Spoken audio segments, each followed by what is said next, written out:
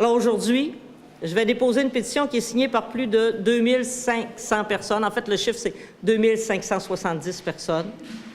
C'est beaucoup, étant donné le contexte dans lequel vivent les personnes qui sont dans les sectes ou qui sont autour des sectes. N'oubliez pas qu'il y a des personnes qui nous ont dit qu'elles ne signeraient pas parce qu'elles n'étaient pas d'accord, parce qu'elles ne voulaient pas que leur mère, leur belle-mère, leurs enfants qui sont dans des sectes actuellement le voient et qu'il y ait des ruptures familiales. Il y a 20 mois de cela, ma nièce Héloïse est morte au terme d'une agonie d'une semaine dans une chambre de l'Hôtel Dieu de Lévis. Héloïse avait 27 ans. Elle était en parfaite santé et serait parmi nous aujourd'hui si les médecins avaient fait ce pourquoi ils sont formés, sauver des vies.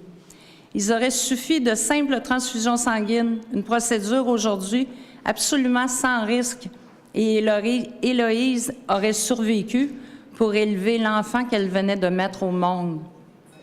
L'interdit des transfusions de sang est la cause de plus de 900 morts par année dans le monde. Parmi les 20 000 témoins de Jéhovah du Québec, ce n'est qu'une question de temps avant que d'autres cas comme Héloïse ou Jean-Claude Lavoie fassent les manchettes. D'ici là, que font nos décideurs de la classe politique? Absolument rien. Vous savez pourquoi?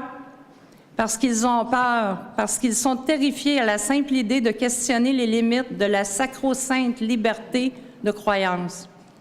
Plus navrant encore, ils ont peur des poursuites devant les tribunaux.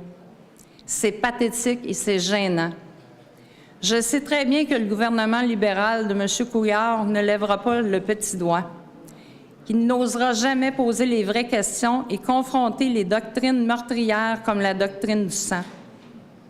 Mon espoir est que les élections de l'automne prochain portent au pouvoir un autre parti, que ce soit le Parti québécois ou encore la Coalition Avenir Québec, je vois un rayon d'espoir.